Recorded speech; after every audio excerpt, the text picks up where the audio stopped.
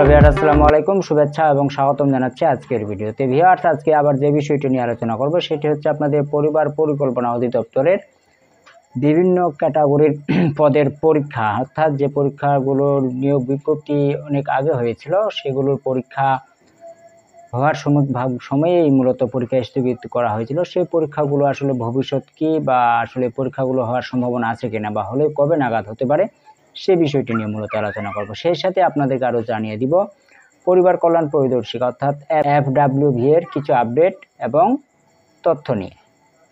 তো ভিউয়ার্স, এখন কথা হচ্ছে যে প্রথমে যদি আমরা আলোচনা করি পরিবার পরিকল্পনা অধিদপ্তরের অফিস সহায়ক পদের পরীক্ষার আসলে ভবিষ্যৎ কি, আসলে এই পরীক্ষাটা আদৌ হবে কিনা, বা হলেও আসলে কতদিনে হওয়ার সম্ভাবনা রয়েছে।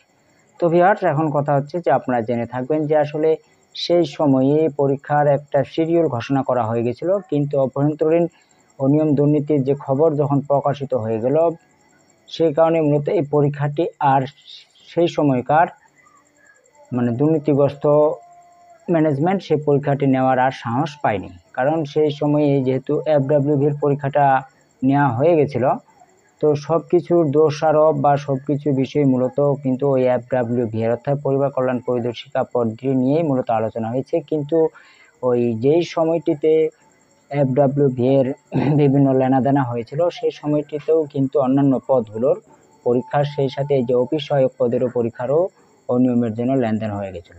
আর যখনই মূলত এই দুর্নীতির গন্ধ পেয়ে বিভিন্ন ম্যানেজমেন্টকে, দায়িত্বশীলদেরকে বিভিন্ন জায়গায় বদলি করা হলো, তখনই কিন্তু অফিস সহায়ক পদের পরীক্ষাটি নেওয়া তালিকা থেকে বাদ দেওয়া হয়েছিল। এইরকম করতে করতে পরবর্তীতে অফিস সহায়ক পদের নিয়োগ পরীক্ষার বা নিয়োগের যে ছাড়পত্র ছিল সেটার মেয়াদ শেষ হয়ে গেছে। আর কয়েকবার পরবর্তীতে চেষ্টা চালানো হলেও পরবর্তীতে আর সেটা হয়নি। এখন পর্যন্ত সেটার মেয়াদ শেষ হয়ে গেছে। এখন নতুন করে এই নতুন প্রশাসন, নতুন করে আপনারা জেনে থাকবেন যে স্বাস্থ্য মন্ত্রণালয়ে বা অধিদপ্তরে বিভিন্ন রদবদল হয়েছে। এই কয়েকদিনের মধ্যে এই বিষয়ে ওনারা একটা সিদ্ধান্ত রাখবে, অর্থাৎ নিয়োগ কমিটি এখনো ওভাবে গঠন করা হয়নি। নিয়োগ কমিটি গঠন করা হলেই মূলত এই বিষয়গুলো নিয়ে হাতে নেবে। তবে আপনাদেরকে এটুকু আমি ইনশিওর করতে পারি যে আসলে এই পরীক্ষাটি বাতিল, এই সার্কুলারটি বাতিল হবে না। প্রয়োজনীয় নিয়োগ বিজ্ঞপ্তি দেওয়া হবে, কিন্তু নিয়োগ বিজ্ঞপ্তিটি বাতিল করা হবে না। এখানে একটা বিষয় আপনারা খেয়াল রাখবেন যে যেই সময়ে এই বিজ্ঞপ্তিটি প্রকাশিত হয়েছিল সেই সময়ে অনেকের বয়স ছিল, কিন্তু এখন ওদের বয়স নাই। তাদের এই ক্ষতির কারণ হবে না। এই বিষয়টি আলোচনা, আমি এটা কাল্পনিকভাবে বলছি না, এই বিষয়টি আলোচনা হয়েছে বিধায় ওই বিজ্ঞপ্তিটি বাতিল হওয়ার সুযোগ নেই বা সম্ভাবনা নেই। ঠিক তদ্রূপ আপনাদের কম্পিউটার অপারেটর পদের পরীক্ষারই বলতে গেলে এইরকমই বিষয়টি, যেহেতু ম্যানেজমেন্টে গেছিলো, ওই যে বললাম আপনারা কয়েকটা দিন অপেক্ষা করেন, এই বিষয়ে আপনারা একটা সুখবর পেয়ে যাবেন। সর্বোচ্চ আপনারা 10 থেকে 15 তারিখ, আগামী মাসের 15 তারিখের মধ্যে ইনশাআল্লাহ এই বিষয়ে আপনারা একটা আপডেট পেয়ে যাবেন অফিসিয়ালি। তো এখন সর্বশেষ যে বিষয়টা নিয়ে আলোচনা করব, যে পরিবার কল্যাণ পরিদর্শিকা পদে যে নিয়োগ পরীক্ষা বাতিল করা হয়েছে, যে আসলে এটা তাহলে ভবিষ্যৎ কি হবে।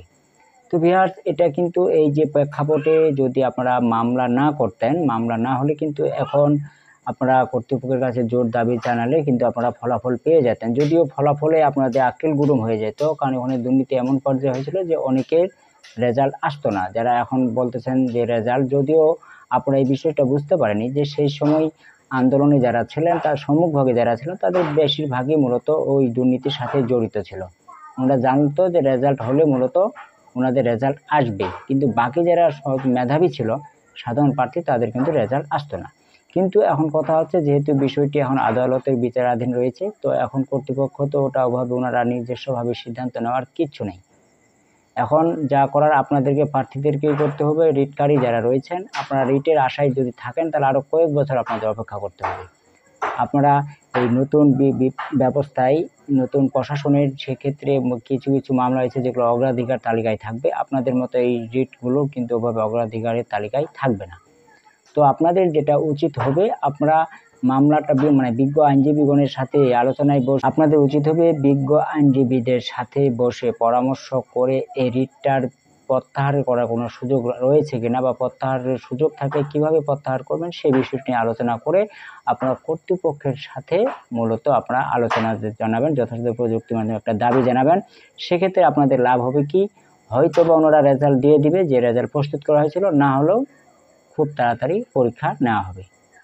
কিন্তু এভাবে রিটে আসায় যদি আপনার আইনি মোকাবেলা চালিয়ে যান, সেক্ষেত্রে আরও কয়েক বছরও আপনাদের FWV এর পরীক্ষা হবে না, সার্কুলারও হবে না, আপনাদের রেজাল্টও হবে না। আশা করছি আপনারা বুঝতে পারছেন। তো ভিউয়ার্স, এই ছিল মূলত আজকে আলোচনা বিষয়। সকলকে ধন্যবাদ। আল্লাহ হাফেজ।